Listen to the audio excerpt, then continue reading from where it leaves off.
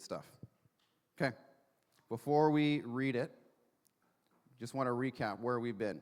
So we are going through a series where we are learning how to pray for people and lead them to Jesus. So our first couple of weeks, we talked about how we need to love like Jesus, how all evangelism needs to come from this place of love, God's love for them, our love for them. People are not projects. We're not using people. This is genuine love of God.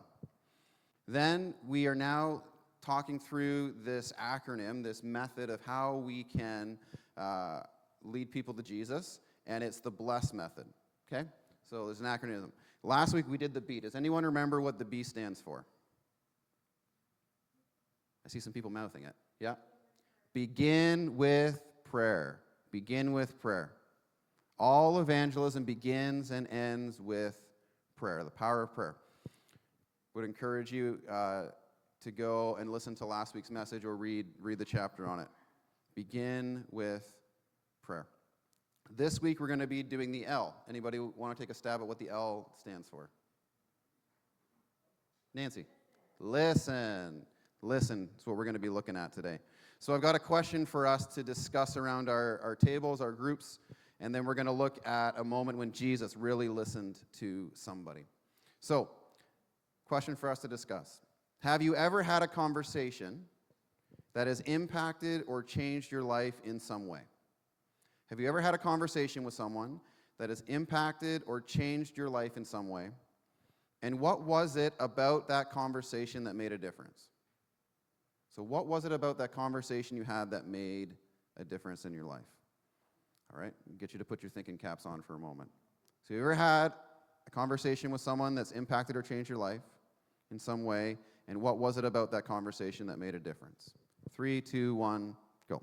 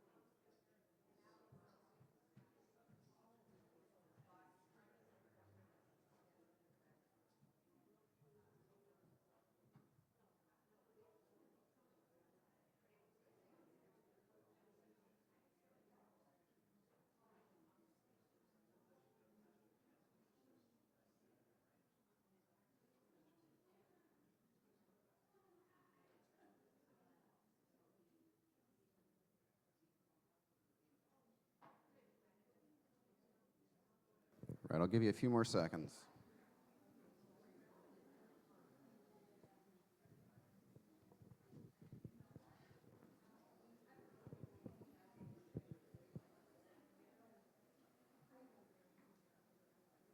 All right. 5, 4, 3, 2, 1. Let's bring it back in. All right. How many of you have ever had a conversation, just show of hands, with someone that changed your life in some way, made an impact, made a difference? Right? Awesome. Good. Me too. Anybody willing to share just 1 or 2 words? What was it about that conversation that made a difference? Yep. Yes. Mm-hmm. Mm-hmm.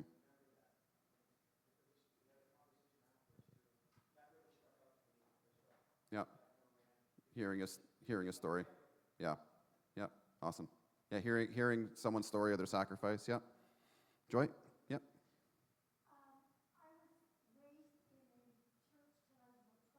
Mm-hmm.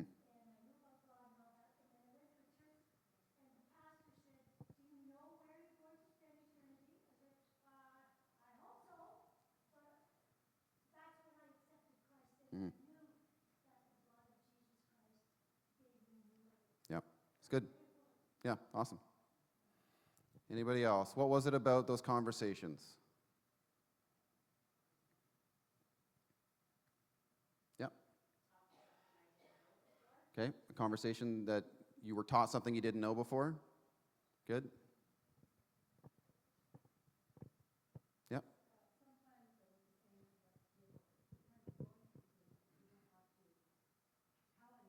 Mm-hmm. Yep.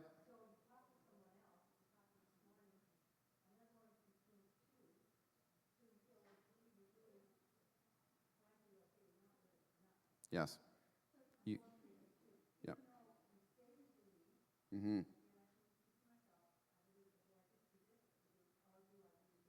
Yes. Yep. Yeah, absolutely. So when we have conversations with people, we can be seen, we can be understood, we can find common ground, we can find that we're not alone, right? Be listened to. Absolutely. All that. Wonderful. Power of a conversation, the power of having someone who listens to you. Two stories from my life. It was a first-year Bible college, and I've shared before just about how went through a whole lot of bad church stuff in the summer leading into going to Bible college, and I did not want to be a pastor, and I was very angry and very bitter.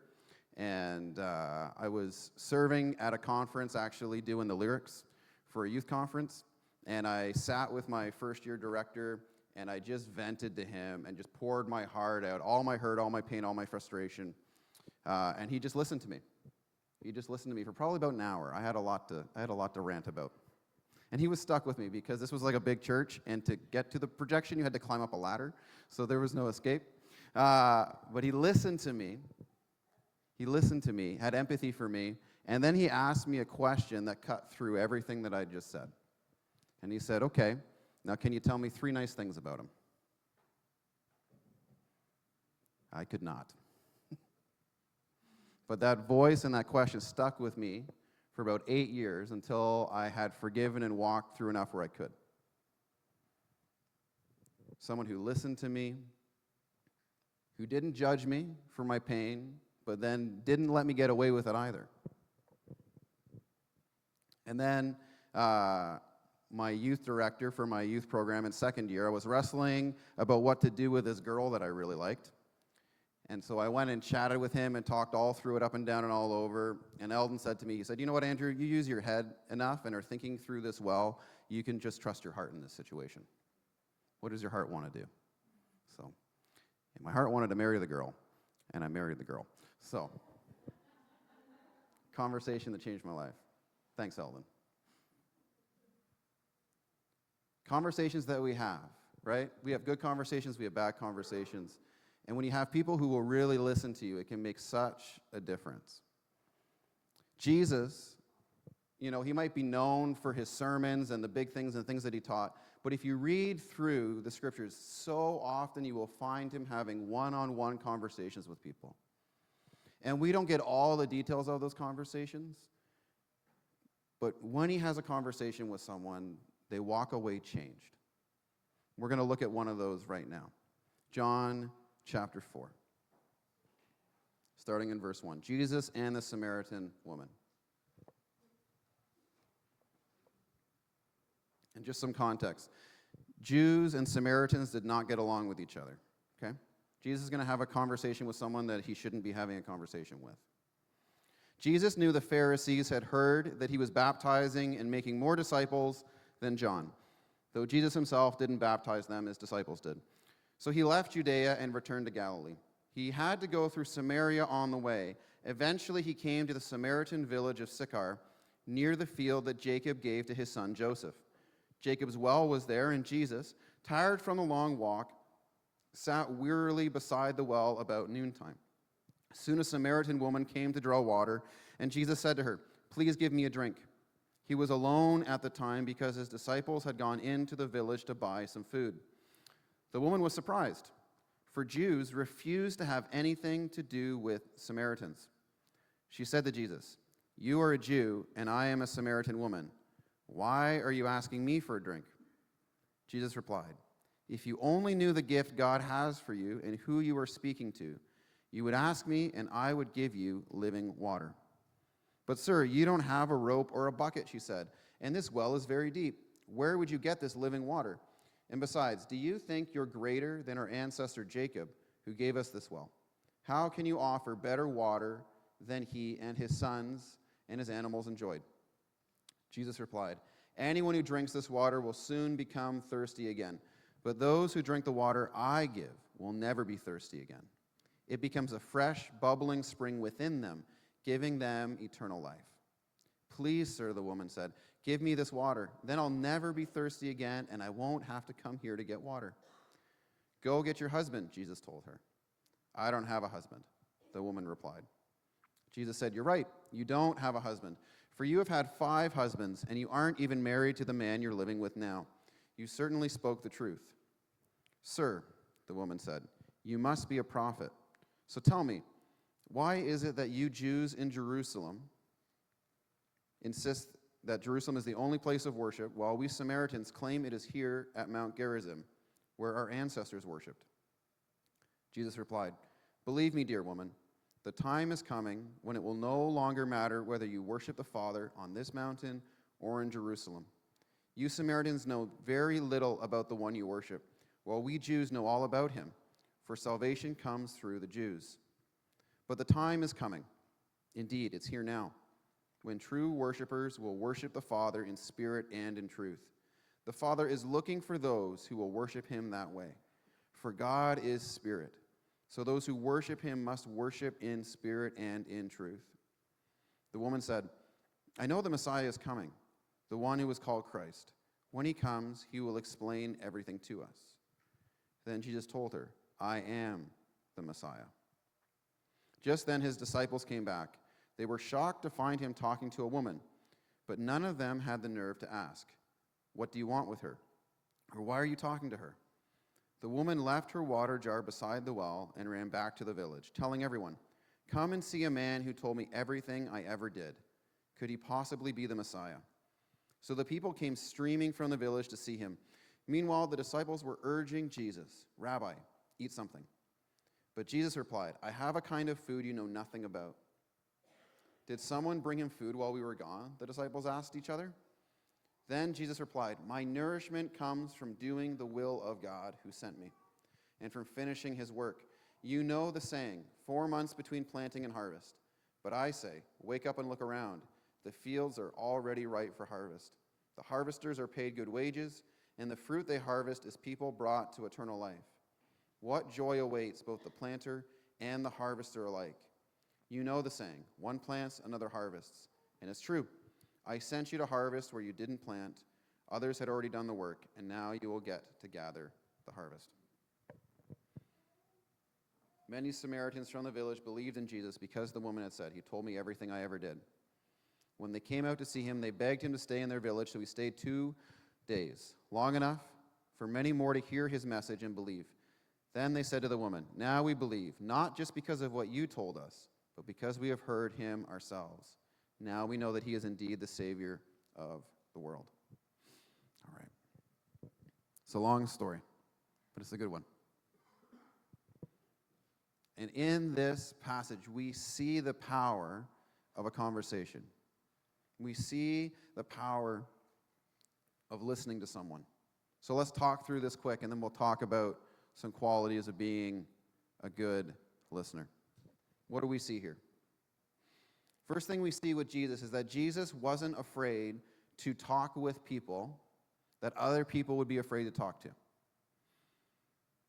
This woman is a Samaritan woman. Jews and Samaritans did not get along. There were racial, religious tensions between these cultures. Okay? Jews would normally walk around Samaria rather than drive through it. Okay? It would be like if you were trying to get to Toronto, but we didn't like people from North Bay or Sudbury or that whole kind of stretch. And so we're like, no, we're going to drive to like Thunder Bay and around to get to Toronto. Right? How badly would you have to not like somebody to go that far out of your way? Right? That's what it was like between Jews and Samaritans. But then there's a step further. This Samaritan woman is an outcast even from her own society. How do we know that? Well, here's how their culture would work, is the women of the town would go early in the morning before the heat of the day to gather water for the day. Right? That's what they would all do together in a community. What is this woman doing? She's going in the middle of the day, in the heat of the day, with nobody else. So this is a woman who, at the very least, is avoiding the rest of her community. If not, they've told her, get lost. We don't want you to be around. She's going at a very difficult, inconvenient time to get water because she can't go and get water with everybody else. And it is this woman, who everybody else has written off, that Jesus goes and has a conversation with. See, when Jesus is looking for people to talk to, he's not interested on the outside. He's looking at what's going on the inside. He's looking for people who have things that they're wrestling with. And we see that in this conversation. So what does Jesus do? Jesus strikes up a conversation with her. And he doesn't start by telling her that he's the Messiah or going to worship. He just has a conversation with her about her life. He doesn't start with the deep things. He starts with regular life. And then he goes from there. And you can see that at some point in this conversation, the woman realizes that she can trust Jesus. Because she begins to open up to Jesus about deeper things that she's worried about. She goes, "Sir, I see that you are a prophet. So tell me, why is it that you Jews insist that Jerusalem is the only place to worship, while we Samaritans claim this at Mount Gerizim?" She actually goes and talks to Jesus about one of the big issues between their cultures. She's not afraid to bring that up and talk about it. It's one of the reasons why Jews and Samaritans don't like each other, was their religious disagreement. And so she brings it up to Jesus. She trusts Jesus enough to bring that difficult conversation up to him. And we have those kind of topics in our culture today, right? We don't like to talk about politics and religion and all sorts of things, right? It's like that. But Jesus has listened to her enough, cared about her enough, spoken to her enough that she's willing to bring that up.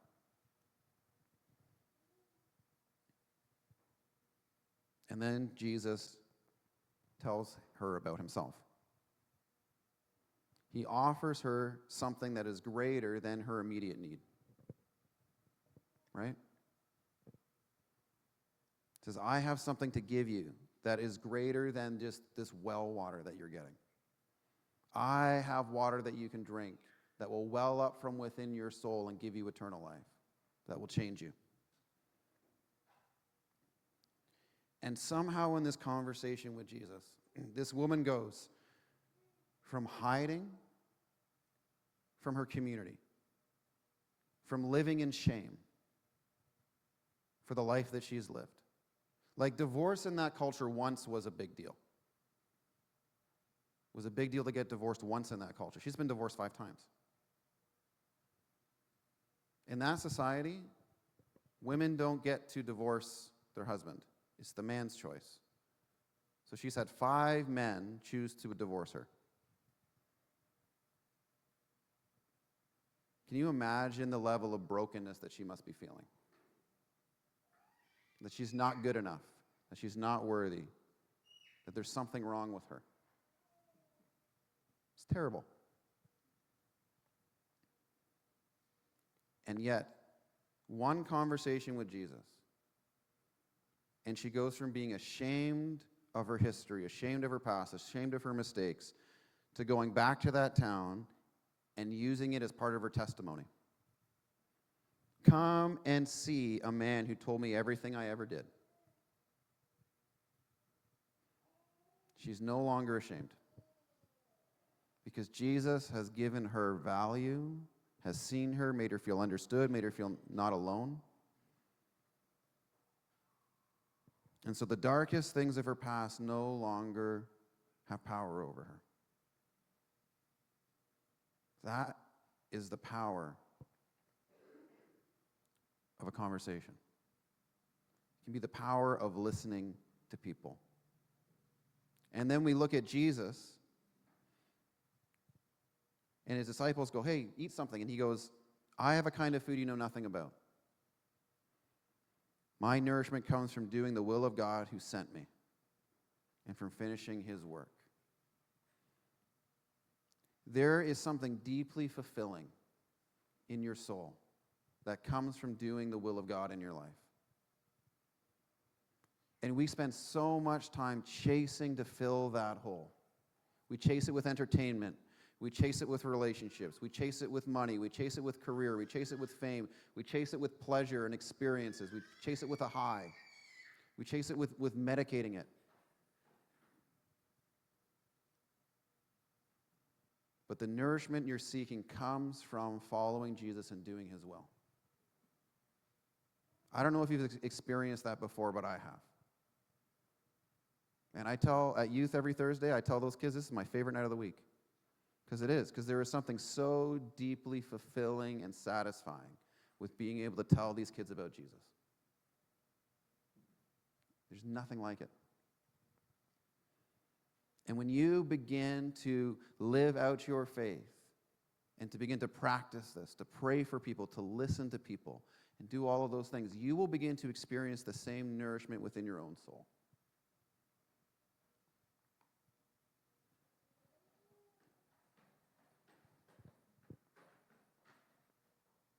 So how can we be people who listen?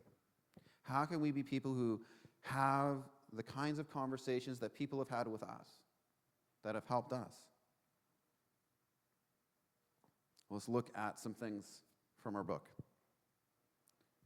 James chapter 1, verse 19 says this: everyone should be quick to listen, slow to speak, and slow to become angry. It's a great verse to memorize. Everyone should be quick to listen, slow to speak, and slow to become angry. How often when we are having conversations with people, we are quick to speak and quick to get angry, right? Slow to speak, slow to get angry, and quick to listen. Ralph Nichols says this: the most basic of all human needs is the need to understand and be understood. We all want to understand and we all want to be understood. And the best way to understand people is to listen to them. Alice Duer-Miller says this: listening means taking a vigorous human interest in what is being told us. You can listen like a blank wall or like a splendid auditorium where every sound comes back fuller and richer. In Proverbs chapter 20, verse 12 says this: ears to hear and eyes to see, both are a gift from the Lord. Listening is a skill that we can all develop. And it's also a gift that we give to others. Every time that you have had a conversation and you feel listened to, it's a gift. And every time you take the time to listen to another person, you are giving that person a gift. And it is a skill that we can all grow in and listen in. So here are 5 qualities of good listeners. Another way that we can talk about this is called active listening. When we had our grief seminar a few weeks ago, we practiced active listening with each other. So 5 qualities of good listeners. Good listening is much more than being silent when the other person talks. Good listening, that's why we call it active listening, is much more than being silent when the other person talks. They say 90% of all communication is nonverbal. You can express your interest in a conversation by the way you're engaging nonverbally. Are you checking your phone? Are you twiddling your thumbs? Are you staring off into space? Right? Taking an interest, eye contact, nodding your head, not being distracted by things around you. Right? Your attention matters. It's so much more than just like a blank wall, right? Second thing, good listening includes interactions that build the person's self-esteem. So it's giving feedback. It's affirming and confirming what you're hearing. Hey, am I hearing you right? Hey, yeah, I understand. Oh, that's tough. I understand. It involves giving interactions that makes the person feel seen, makes them feel heard, makes them feel like they're not alone, right? Good listening is a cooperative conversation. What do we mean by that? It's when you're having a conversation with someone, you're not trying to be right. You're trying to be helpful. Don't have a conversation with someone where the goal is, I need to be right. It will not go well. Instead, have conversations where you're having a heart to be helpful, to be encouraging, to be supportive. Even if you think you're right and the other person's wrong. Good listeners tend to make suggestions. A suggestion is different than telling someone what to do, than a direction. A suggestion is different than a direction. Okay? The book describes it like this, that a good listener is like a trampoline. Rather than being a sponge that just soaks in all the information, they're like a trampoline. They are listening, they're discerning the conversation, and then they're bouncing ideas back to help move that person forward.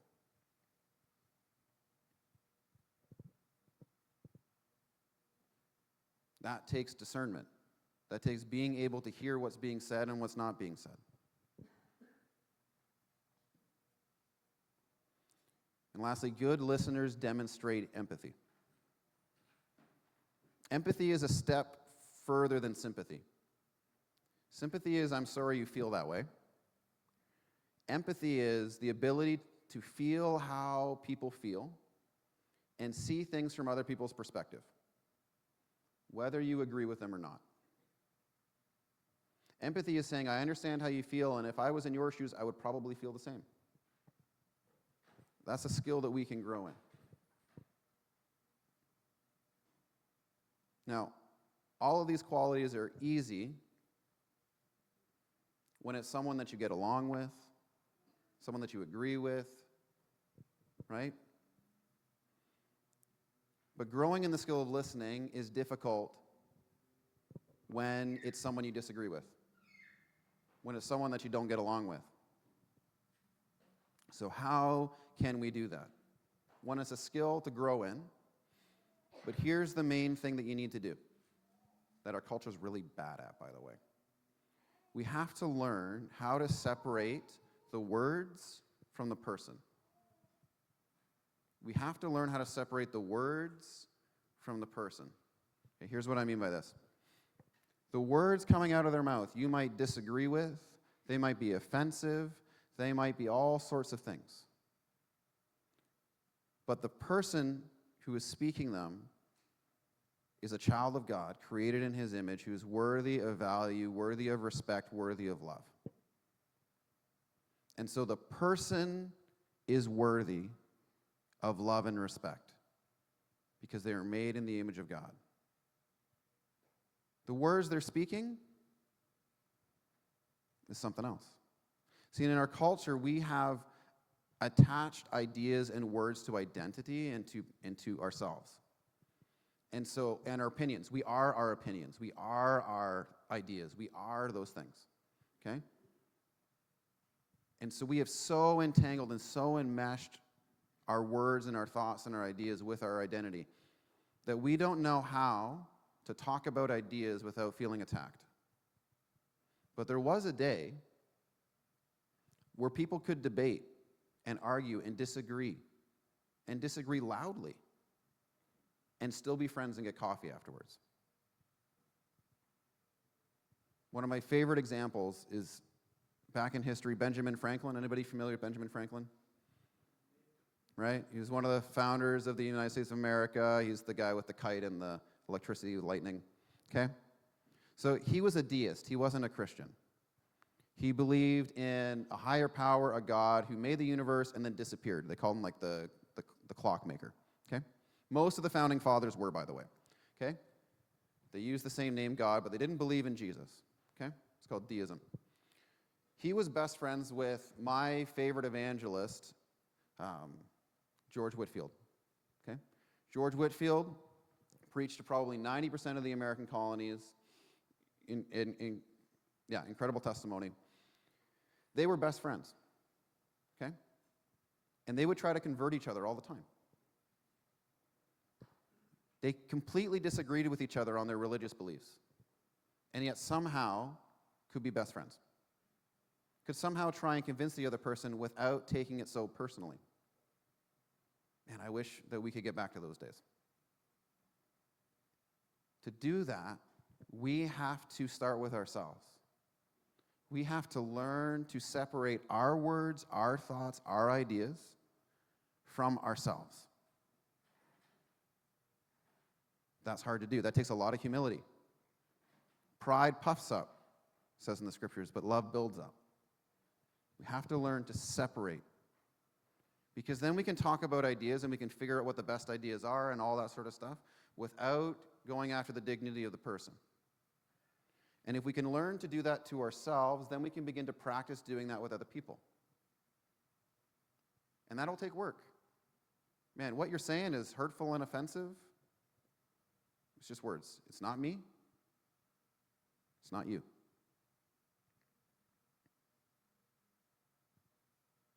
And we can learn to be unoffendable. I get that a lot as a pastor. When people find out I'm a pastor, I get different responses. I had another encounter this week with somebody who, when they found out I was a pastor, the conversation shut right down. I just didn't know what to do. By the end of the day, we were having great conversations. But at the moment, they're like, well. I think it's because people don't always know what to do, right? They don't know what to do. And that's okay. But I'll get people to be like, oh, sorry, I shouldn't have said that around you. I'm like, I don't care. I'd rather you be honest around me than be fake. You're not going to offend me. Because I'm secure enough in who I am and in what I believe. You can do what you want. It doesn't matter. I've had to work really hard to become like that. I used to be pretty offendable. But it's possible to be secure in yourself and to be secure in your faith. And if you want to be a good listener, it takes security. Henry Nouwen says this: to listen is very difficult because it asks of us so much interior stability that we no longer need to prove ourselves by speeches, arguments, statements, or declarations. So again, it's a little wordy. To listen is very difficult because it asks of us so much interior stability, so much security on the inside, that we no longer feel the need to prove ourselves by speeches, arguments, statements, or declarations. Right? When you're listening to someone, you don't need to get defensive. You don't need to say, oh, but, right? You don't need to make it clear where you stand. You don't need to argue. Because you have so much interior stability that it doesn't matter what that person is saying or what is going on, it's not affecting you. So here's the incredible thing. Listening to others is a gift that you give to them. But it is also a gift that God is giving to you. Because it is an opportunity for you to grow in your own internal security, in your own confidence in your faith, in your own character. When we learn to listen,